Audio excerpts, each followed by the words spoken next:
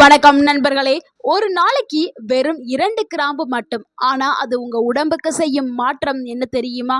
வயிற்று பிரச்சனை, வாய் துர்நாற்றம், சர்க்கரை, மூட்டு வலி, ஆண்மை பலவீனம், சளி, இருமல் இப்படி நிறைய பிரச்சனைகளுக்கு வீட்டில் இருக்கும் ஒரு மசாலா பொருள் உதவும்னு சொன்னா நம்புவீங்களா? அதுதாங்க கிராம்பு. நம்ம சமையல்ல வாசனைக்காக மட்டும் பயன்படுத்துகிற இந்த சிறிய பொருளில் இருக்கிற மருத்துவ சக்தியை பற்றி தான் பலருக்குமே தெரியாது. நம்மளுடைய சமையலறையில் டெய்லி நம்ம பார்ப்போம், ஆனால் அதை நம்ம பயன்படுத்த மாட்டோம். கிராம்பை தவறாக சாப்பிட்டால் ஆபத்தும் இருக்குது. ஆனால் சரியான முறையில் எடுத்துக்கிட்டா நம்மளுக்கு அது மருந்தாக செயல்படும். இந்த வீடியோவில் கிராம்போடைய நன்மைகள், யாரெல்லாம் சாப்பிடலாம், எப்ப சாப்பிடலாம், எவ்வளவு சாப்பிடணும், அதிகமா சாப்பிட்டா என்ன ஆகும், ஆண்களுக்கு கிடைக்கக்கூடிய ரகசிய நன்மை என்ன, எல்லாத்தையும் விரிவாக நம்ம பார்க்க போறோம். வீடியோவை ஸ்கிப் பண்ணாம பாருங்க. கடைசியில சொல்ல போற தகவல் உங்களையே ஆச்சரியம். கிராம்பு என்பது ஒரு மரத்தோடைய உள்ளிருந்த பூ மொட்டுல இருந்து வருது. இதுல இருக்கக்கூடிய முக்கியமான சக்தி வாய்ந்த சத்துக்கள் என்னன்னா eugenol, anti accident, vitamin C, calcium, magnesium, fibre. இது எல்லாமே சேர்ந்து உடம்ப நோய்கள்ல இருந்து பாதுகாக்கிறதுக்கு உதவுது. ஆயுர்வேதம், சித்த மருத்துவம், சீன மருத்துவம் எல்லாத்துலேயுமே கிராம்பு முக்கிய இடம் பெற்றிருக்குது. நம்ம பாட்டி காலத்துல பல்வலி, சளி, ஜீரண பிரச்சனை இதுக்கெல்லாமே கிராம்பை பயன்படுத்தினாங்க. கிராம்போடைய நன்மைகளை பார்க்கலாம்.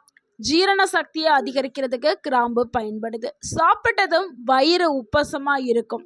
அஜீரணம், கேஸ் ப்ராப்ளம், வாய்வு தொல்லை அப்படின்னு இருந்தா கிராம்பு உங்களுக்கு உதவலாம். கிராம்பு ஜீரண சாறுகளை தூண்டும். வயிற்றில் இருக்கக்கூடிய கெட்ட பாக்டீரியாக்களை குறைக்கும். உணவு செரிமானத்தை மேம்படுத்தும். காலையில் வெறும் வயிற்றில் 2 கிராம்பு மென்று சாப்பிட்டா வயிறு லேசாக இருக்கும். பசியும் நன்றாக வரும். மலச்சிக்கல் குறையும். ஆனால் அதிகமாக சாப்பிடக்கூடாது. 2ங்கிறதே போதும். பலருக்கும் இருக்கக்கூடிய மிகப்பெரிய பிரச்சனை என்னன்னா பேட் பிரீத் தாங்க. அது வாய் துர்நாற்றம் சிலருக்கு இருக்கும். இதனால அவங்க வெளியில சிரிச்சு கூட பேச முடியாது.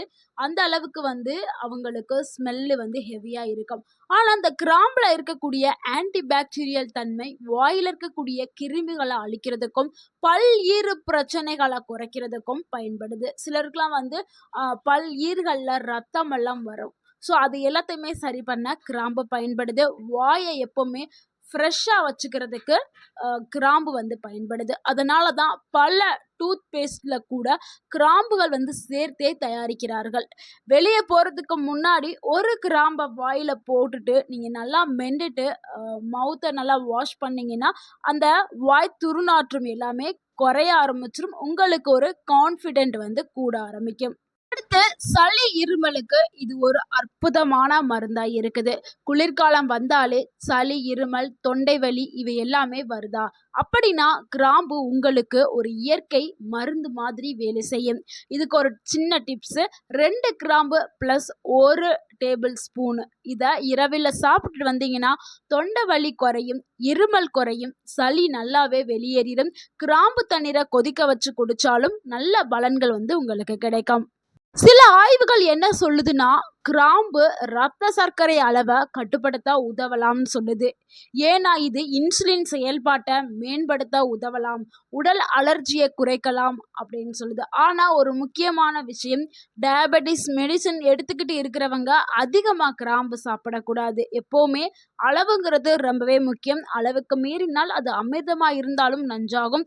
ஸோ உங்களுடைய மருத்துவர்கிட்ட நீங்கள் கேட்டுட்டு எடுக்கிறது ரொம்பவே நல்லது. சர்க்கரை நோயாளிகளுக்கு இது ஒரு நல்ல ஒரு மருந்தா இருக்கும். இருந்தாலும் உங்களுடைய அளவு உங்க உடல்ல எவ்வளவுக்கு இருக்குது, அதிகமா இருக்கா கம்மியா இருக்கா அப்படின்னு நமக்கு தெரியாது. ஸோ நீங்க உங்களுடைய மருத்துவர்கிட்ட கேட்டுட்டு எடுக்கிறது ரொம்பவே நல்லது. கிராம்புல இருக்கக்கூடிய யூஜினால்ங்கிறது மிகவும் சக்தி வாய்ந்த ஆன்டி இன்ஃப்ளமேட்டரி பொருளுங்க. இது உடல்ல இருக்கக்கூடிய உடல் வலி, மூட்டு வலி இது எல்லாத்தையுமே குறைக்கும். உடல் வலி, அது உடல் தசைகள்ல ஏற்படக்கூடிய வலி, உடலுக்கு நல்ல ஒரு வலிமையும் கொடுக்கும். சிலர் கிராம்பு எண்ணெயை வெளிப்புறமாக பயன்படுத்துவாங்க. ஆனால் டைரக்டாக ஸ்கின்னில் போடவே கூடாது.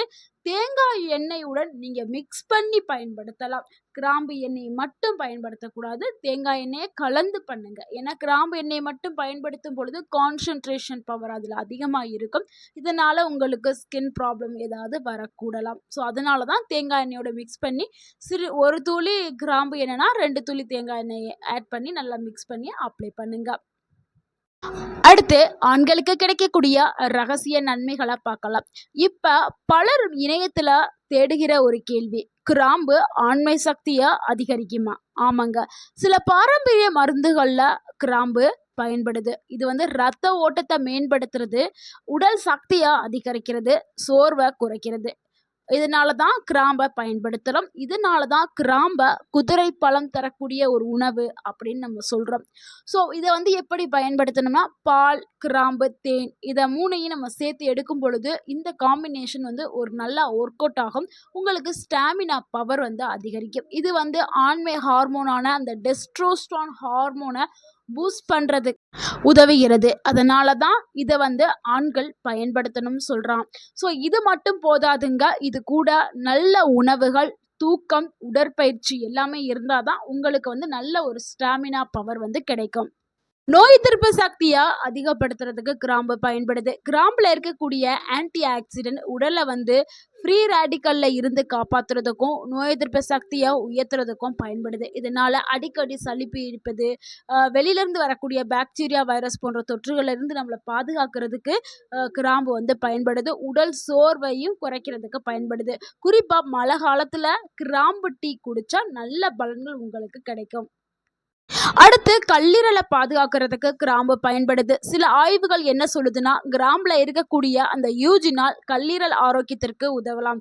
ஆனால் அதிகமாக எடுத்துக்கொண்டால் லிவர் டேமேஜ் கூட ஏற்படலாம். அதனால தான் அளவுங்கிறது ரொம்பவே முக்கியம் அப்படின்னு சொல்லப்படுது. அது அளவாக எடுத்தீங்கன்னா கல்லீரலை ஆரோக்கியமாக வச்சுக்கிறோம், அளவுக்கு மீறினால் கல்லீரை டேமேஜ் பண்ணிடும் சொல்கிறாங்க. ஸோ இவ்வளோ நேரம் நன்மைகளை பார்த்தோம். இந்த நன்மைகளை கொண்ட இந்த கிராம்பை சரியான முறையில் எப்படி எடுத்துக்கொள்ள வேண்டும் அப்படிங்கிறத இப்போ பார்க்க போகிறோம். 2 கிராம்புகள் நீங்கள் காலையில் மென்று வாயில் போட்டு மென்று சாப்பிடலாம். இல்லைனா கிராம்பு டீ செய்தாலுமே 2 கிராம்புகள் எடுத்து அதில் தண்ணியில் கொதிக்க வச்சு நீங்கள் குடிக்கணும். 2 கிராம் தாங்க எடுக்கணும். கிராம்பு டீன்னு சொல்லிட்டாங்களே சொல்லி ஒரு 10, 15 அப்பெல்லாம் போடாதீங்க. அதிகமாக எப்போவுமே எடுக்கக்கூடாது. ஒரு நாளைக்கு 2 கிராம்பு. ஆனால் இதை நீங்கள் தொடர்ந்து எடுத்துக்கிட்டிங்கன்னா நல்ல பலன்கள் கிடைக்கும். இல்லைன்னா கிராம்பு பவுடர் இருந்துச்சுன்னா மிகவும் கம்மியான அளவு எடுத்து, அது 1/4 டீஸ்பூனுக்கும் கம்மியாக எடுத்து அது கூட தேன் கலந்து நீங்கள் சாப்பிட்லாம். இல்லை பால் குடிச்சிங்கன்னா பாலில் லைட்டாக கிராம்பு பவுட்ரு போட்டு நீங்கள் குடிக்கலாம். ஒரு நாளைக்கு 2 கிராம்புங்கிறதே போதும். ரொம்ப சிறிதாக இருந்துச்சுன்னா 3 கிராம்பு சேர்த்துக்கிறங்க. பெருசாக இருந்தால் 2 கிராம்பு போதும். கிராம்பு சாப்பிடும்போது யாரெல்லாம் ரொம்ப கவனமாக எடுத்துக்கொள்ளணும் அப்படின்னா, கர்ப்பிணிகள், சிறிய குழந்தைகள், லிவர் ப்ராப்ளம் இருக்கிறவங்க, பிளட் தின்னர் மெடிசன் இருக்கிறவங்களாம் ரொம்ப கவனமாகவே எடுக்க வேண்டும்.